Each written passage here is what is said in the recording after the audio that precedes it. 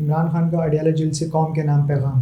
7 مئی 2024 پاکستان تحریک انصاف و وفاق کی سب سے بڑی اور مقبول ترین جماعت ہے، جس کی سیاسی جدوجہد نہایت ہی تابناک ہے۔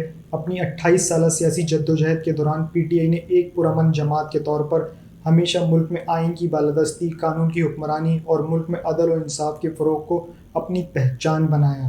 9 مئی کو جس فالس فلیگ آپریشن کے ذریعے تحریک انصاف کو کچلنے کی کوشش کی گئی، وہ سب سے پہلے طے شدہ تھا۔ 9 مئی 2023 کی حقیقت قوم پر پوری طرح واضح ہے، اور اگر کوئی سمجھتا ہے کہ طاقت کے اندھے استعمال اور ریاستی وسائل کے بلبوتے پر وہ حقیقت کو جھٹلا سکتا ہے تو یقیناً بڑی غلط فہمی کا شکار ہے۔ چنانچہ میں ایک مرتبہ پھر دہراؤں گا کہ قوم کو بتایا جائے کہ 9 مئی 2023 کو کس کے حکم پر مجھے اسلام آباد ہائی کورٹ سے نیم فوجی مسلح دستے کے ذریعے اغوا کیا گیا تھا، کس کے حکم پر اسلام آباد ہائی کورٹ سے سی سی ٹی وی فوٹیج چرائی گئی تھی، کس کے حکم پر میرے پرتشدد اغوا کے خلاف پرامن احتجاج کرنے والے نہتے شہریوں پر گولیاں برسائی گئیں، کس کے حکم پر مقتولین کے اہل خانہ کو ڈرایا گیا، دھمکایا گیا اور اپنے پیاروں کے قتل کے خلاف قانونی کارروائی سے باز رہنے کے لیے ان پر دباؤ ڈالا گیا، کس کے حکم پر کور کمانڈر ہاؤس اور کینٹ کی سیکیورٹی ہٹائی گئی۔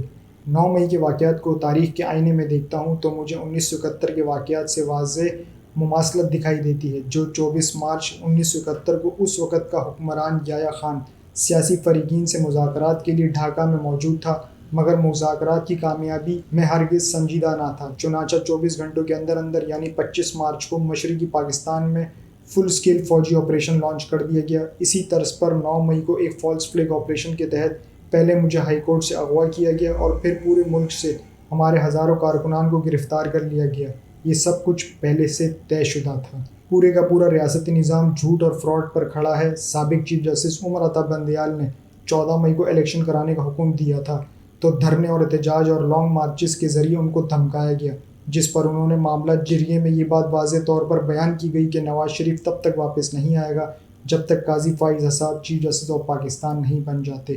سابق نگراں وزیر اعظم کاکڑ نے حکومتی جماعت کے ایک رکن کو فارم 47 کا تانا دے کر نہ صرف سارے راز کا پردہ چاک کر دیا ہے بلکہ ہمارے موقف کو بھی درست ثابت کیا ہے۔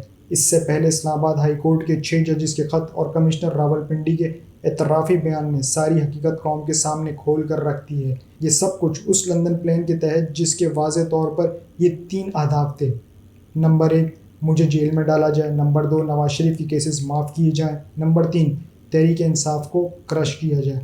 اس پلان پر عمل درآمد میں چیف جسٹس آف پاکستان اور چیف الیکشن کمشنر واضح طور پر بطور سہولت کار دن رات مصروف عمل ہیں۔ اسی پلان کے تحت میرے خلاف سینکڑوں جھوٹے مقدمات قائم کیے گئے جبکہ زرداری نواز اور ان کے بچوں کے کیسز کو معاف کر دیا گیا۔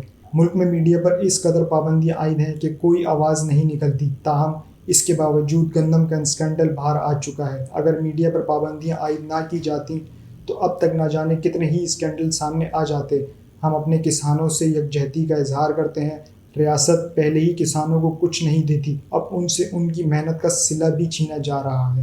ان کے سارے منصوبے اللہ کے حکم سے خاک میں مل رہے ہیں اور عوام حقیقت کو اپنی آنکھوں کے سامنے دیکھ رہے ہیں۔ یہی وجہ ہے کہ 8 فروری کے عام انتخابات میں عوام نے انہیں بری طرح شکست دی تھی۔ یہ تھا چیئرمین تحریک انصاف عمران خان صاحب کا جیل سے قوم کے نام پیغام۔ اب تک کے لیے اتنا ہی۔ اپنا اور چینل کا خیال رکھیے گا، چینل کو سبسکرائب ضرور کیجیے گا۔ اللہ حافظ۔